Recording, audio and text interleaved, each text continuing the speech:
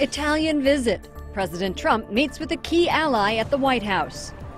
Disaster in Colombia. Mudslides kill more than a dozen people as rescuers search for survivors. Living in Pakistan. We are witnessing the risen Lord. An archbishop tells me what the situation is like for Christians in that country. Sainthood set. Pope Francis decides when he'll canonize two children who witnessed Mary in Fatima. Join us for a report from Rome. A special day here at EWTN. Our foundress, Mother Angelica, would have been 94 years old today. She was born Rita Rizzo in Canton, Ohio in 1923. She went on to build the largest religious media network in the world, broadcasting 24 hours a day to more than 268 million households. Mother Angelica passed away on Easter Sunday last year. As we reported earlier, Pope Francis will canonize two shepherd children, Francisco and Jacinta Marto, during his visit to Fatima next month. The visit marks the 100th anniversary of the apparitions of Our Lady there, turning the tiny northern Portuguese town into one of the world's most popular Catholic pilgrimage sites. Joining us now is Michael O'Neill, author of Exploring the Miraculous, and you are also known as the Miracle Hunter. Thanks for joining us. Thanks. It's great to be with you today. It's a big day in the world of miracles and canonizations. It certainly is. You know, last month Pope Francis signed off on the miracle needed to make the siblings saints. What do we know about these miracles attributed to Francisco and Jacinta Marto?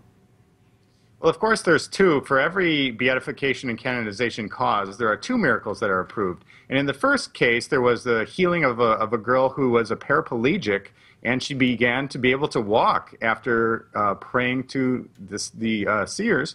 And then this new miracle that has come up, it was a young Brazilian boy, and those details aren't yet released. I spoke with the vice postulator, Sister Angela Coelho, and she said that due to privacy concerns, they're not releasing yet the details of that great miracle that's leading to their canonization. So how does the Church prove a miracle? You and I have talked about this before, but let's get a little refresher course.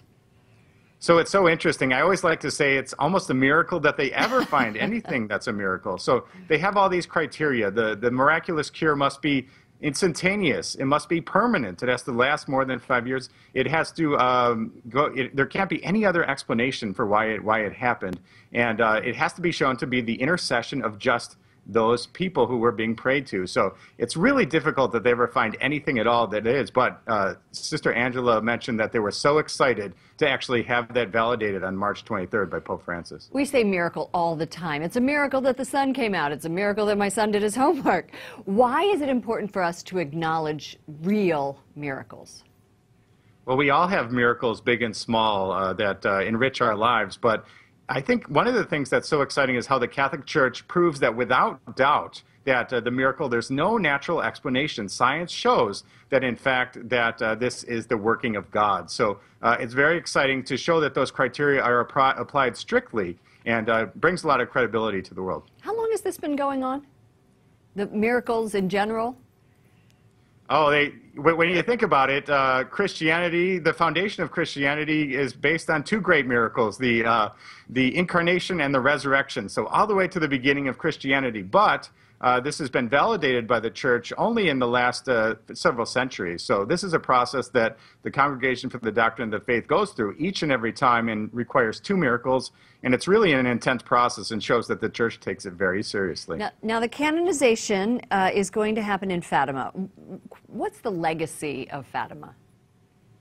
Well, it's so exciting. This news was just announced today on April 20th that, in fact, the canonization will be going forward. And the legacy of Fatima is that it is the gold standard of all Marian apparitions. And for somebody who likes miracles, as I do, we have the approval of visionaries, more approved than any other visions in history, and the canonization of the visionaries themselves. So this is, in fact, the greatest apparition and vision in the history of our Catholic Church. Michael O'Neill, author of Exploring the Miraculous, and he's the Miracle Hunter. Thanks for joining us. Thanks, Lauren. For much more on the Fatima children becoming saints, visit our sister organization at CatholicNewsAgency.com. That does it for all of us here at EWTN News Nightly. To all of you around the world, I'm Lauren Ashburn. Don't forget, follow us on Facebook and Twitter. I'll see you again. Good night and God bless.